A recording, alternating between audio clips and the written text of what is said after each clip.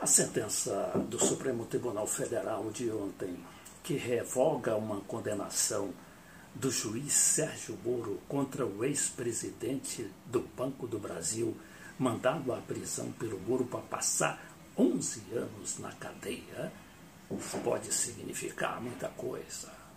A primeira delas é a revogação de outros atos cometidos pela Lava Jato. E outro é uma sinalização de que o Supremo finalmente se sente libertado das amarras para dar liberdade ao Lula, preso há mais de 500 dias.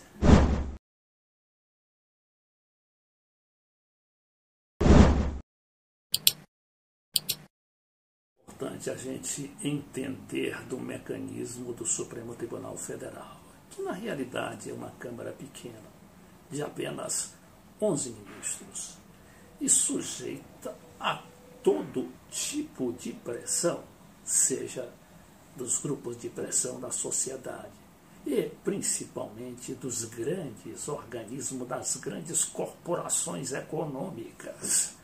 Leia-se aí Fiesp, Rede Globo, não é? Multinacionais, banqueiros, tudo em cima do Supremo. Então a gente entende que as decisões do Supremo são, às vezes, indiretas, como é esse caso aí do Bendini, o ex-presidente do Banco do Brasil. E também tem uma coisa aí, um detalhe que não pode fugir à nossa observação, que é o voto da ministra Carmen Lúcia, que evoluiu agora para uma posição garantista. A Carmen Lúcia era uma terrível punitivista, muito, aliás, exaltada pela Globo, né? Sobretudo porque estava sempre do lado da Lava Jato. Ela ontem votou a favor do Bendini e contra o Sérgio Moro. E o Sérgio Moro não quis falar diretamente sobre o assunto, mas mandou um recado através da repórter Andréa Sadia, da Globo News. Ele depois falou das pressões que ele está recebendo lá na Polícia Federal, sem aparentemente querer se envolver. Mas vamos começar pela essa reação do ministro. Segundo a repórter Andréa Sadia.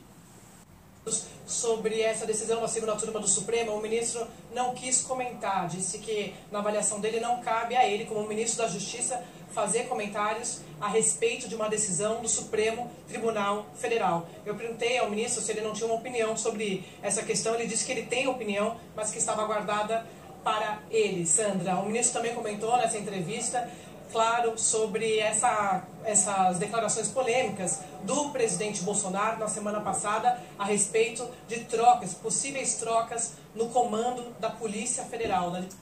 Esse aí é outro terreno minado para o Moro, porque o Bolsonaro parece que já até decidiu nomear o novo superintendente da Polícia Federal no Rio de Janeiro, trocando o atual, que vai para Brasília, pelo Carlos Souza, que é o atual superintendente da Polícia Federal em Pernambuco.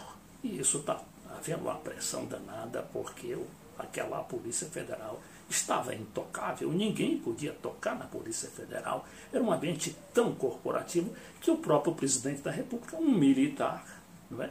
E com a competência exclusiva, inclusive de indicar o próprio diretor-geral da Polícia Federal, estava sendo pressionado para não fazê-lo. Mas vamos ver aí a reação do ministro Sérgio Moro. Direção da Polícia Federal. Lembrando, para quem está assistindo a gente, que a Polícia Federal é subordinada ao Ministério da Justiça. O ministro Sérgio Moro... A Polícia Federal não é subordinada ao Ministério da Justiça. A Polícia Federal, ela burocraticamente responde ao Ministério da Justiça, mas diretamente ao presidente da República, não é?